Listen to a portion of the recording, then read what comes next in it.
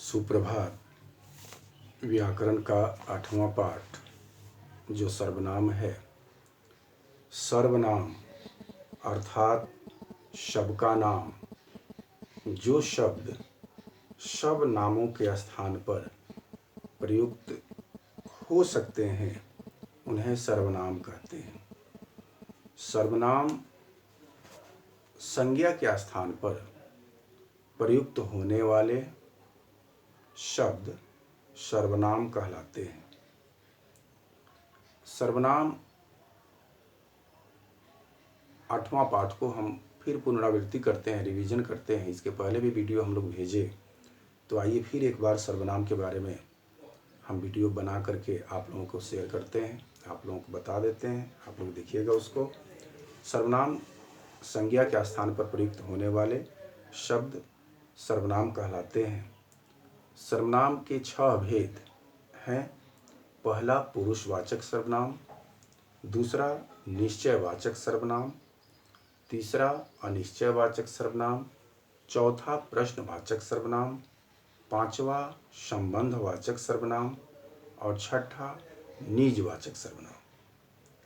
अब ये 6 भेद को आइए हम लोग सभी भेदों के बारे में विस्तार पूर्वक जानें, समझें।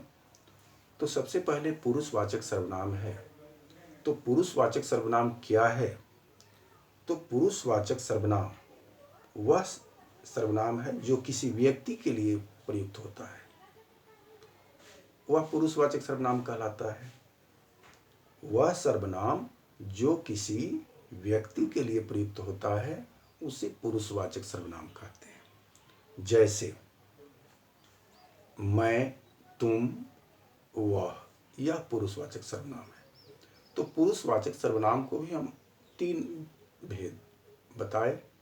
3 भेद होते हैं, 3 प्रकार होते हैं। तो पहला है उत्तम पुरुष सर्वनाम, दूसरा है मध्यम पुरुष सर्वनाम, तीसरा है अन्य पुरुष सर्वनाम। तो सबसे पहले हम उत्तम पुरुष सर्वनाम को जानें, समझें। तो उत्तम पुरुष सर्वनाम वह सर्वनाम है जो बोलने वाला या लिखने वाला अपने नाम के बदले जिस सर्वनाम का प्रयोग करता है उसे उत्तम पुरुष सर्वनाम कहते हैं। जैसे मैं पुस्तक पढ़ रहा हूँ, हम खेल रहे हैं, तो ये उत्तम पुरुष सर्वनाम हुआ। तो फिर से समझ लीजिए उसको। बोलने वाला या लिखने वाला अपने नाम के बदले जिस सर्वनाम का प्रयोग करता है उसे उत्तम पुरुष सर्वनाम कहते हैं। जैसे मैं पुस्तक पढ़ रहा हूँ, हम खेल रहे हैं, तो ये उत्तम पुरुष सर्वनाम हुआ। उसके बाद मध्यम पुरुष सर्वनाम, जिससे बात की जाए या जिसे संबोधित किया जाए उसके नाम के बदले प्रयुक्त सर्वनाम को मध्यम पुरुष सर्वनाम कहते हैं। जैसे तू क्या कर रहा है, तुम कब आए, तो ये मध्यम पुरुष सर्वनाम हुआ। तीसरा है अन्य पुरुष सर्वनाम। तो अन्य पुरुष सर्वनाम क्या है?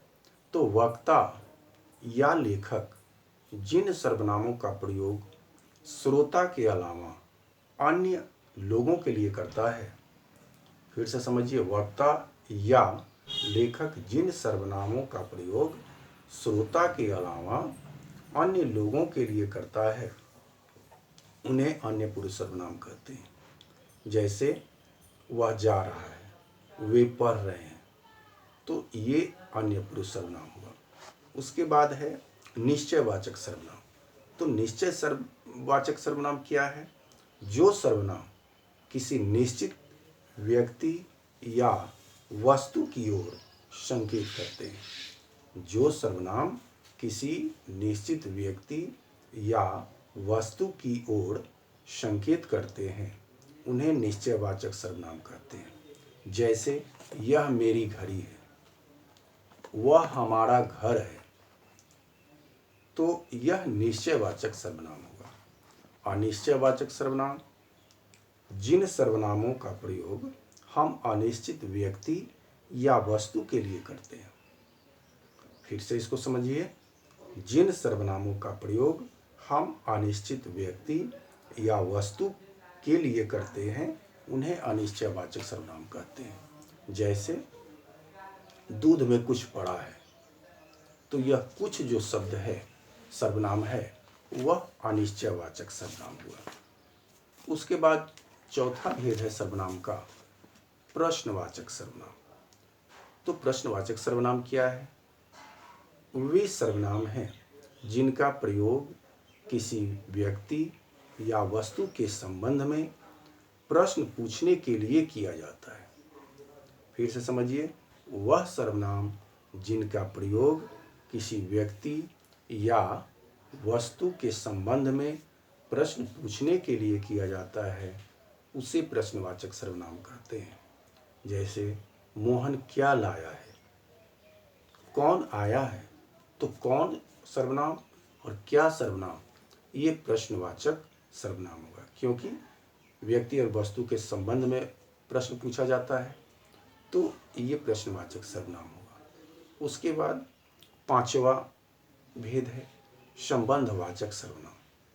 तो संबंधवाचक सर्वनाम क्या है? तो जिन सर्वनामों से वाक्य में प्रयुक्त दूसरे सर्वनामों के साथ संबंध स्थापित किया जाता है वे संबंधवाचक सर्वनाम कहलाता है। जैसे जिसकी लाठी उसकी भैंस, जो पढ़ेंगे सफल होंगे। तो इसमें जो संबंध यानी वाक्य में प्रयुक्त दूसरे सर्वनामों के साथ संबंध स्थापित किया जाता है वे संबंधवाचक सर्वनाम कहलाते हैं। तो इसमें जो पढ़ेंगे सफल होंगे, तो जो और जिसकी लाठी उसकी भैंस, तो जिसकी और उसकी ये संबंध बताने का काम करता है, संबंध स्थापित का काम करता है, तो ये संबंधवाचक सर्वनाम होगा। उसके बाद छठा भेद है निजवाचक सर्वनाम। तो निजवाचक सर्वनाम जो सर्वनाम अपनेपन का बोध करते हैं, जो सर्वनाम अपनेपन का बोध करते हैं उन्हें निजवाचक सर्वनाम कहते हैं। जो सर्वनाम अपनेपन का बोध कराते हैं उन्हें निजवाचक सर्वनाम कहते हैं। जैसे यह काम मैं स्वयं कर लूँगा, यह काम मैं स्वयं कर लूँगा, तो इसमें अपनेपन का बोध होता है। फिर से इस निजवाचक सर्वनाम को समझिए। जो सर्वनाम अपनेपन का बोध कराते हैं उन्हें निजवाचक सर्वनाम कहते हैं। जैसे यह काम मैं स्वयं कर लूँगा, तो इसमें स्वयं जो शब्द है वह निजवाचक सर्वनाम होगा। उसके बाद एक और उदाहरण निजवाचक का कि गांधी जी अपने आप काम करते थे।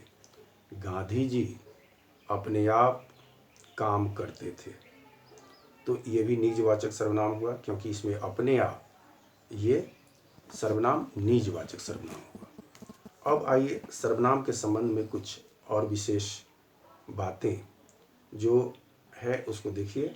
लिंग के कारण सर्वनाम पदों में कोई परिवर्तन नहीं होता। लिंग के कारण सर्वनाम पदों में कोई परिवर्तन नहीं होता। जैसे वह जा रहा है, वह जा रही है, तो वह जो प्रयोग हम किए हैं तो पुल्लिंग और स्त्रीलिंग में दोनों एक समान है। तो यही है कि लिंग के कारण न स्त्रीलिंग में परिवर्तन हुआ है न पुल्लिंग में परिवर्तन हुआ है। वह का प्रयोग किया गया है, तो वह दोनों में सर्वनाम जो है, दोनों वाक्य में जो सर्वनाम है उसमें कोई चेंजिंग नहीं है, कोई बदलाव नहीं है, उसमें बदलने परिवर्तन नहीं हुआ है। वह जा रहा है और वह जा रही है, पुल्लिंग और स्त्रीलिंग में एक समान है। आदर देने के लिए एक वचन पुरुषवाचक रूप का प्रयोग बहुवचन में होता है। आदर देने के लिए एक वचन पुरुषवाचक रूप का प्रयोग बहुवचन में होता है। जैसे पिताजी दफ्तर गए, पिताजी दफ्तर गए हैं, वे शाम को लौटेंगे, तो वे शब्द का प्रयोग किया गया है बहुवचन में। उसके बाद आजकल मैं के स्थान पर हम का प्रयोग एक वचन में किया जाने लगा है। मैं के स्थान पर हम का प्रयोग एक वचन में किया जाने लगा है। जैसे हम आपके साथ नहीं जाएंगे, हमें आज ही जाना है। उसके बाद अगला नियम है जो तू का प्रयोग अत्यधिक निकटता या अनादर प्रकट करने के लिए किया जाता है। जैसे तू भाग जा, हे प्रभु तू ही मेरा स्वामी है। तो इसमें आदर, अनादर और निकटता दोनों है। तो ये सर्वनाम पाठ है जिसके हम लोग रिवीजन पुनरावृत्ति कर रहे हैं। धन्यवाद।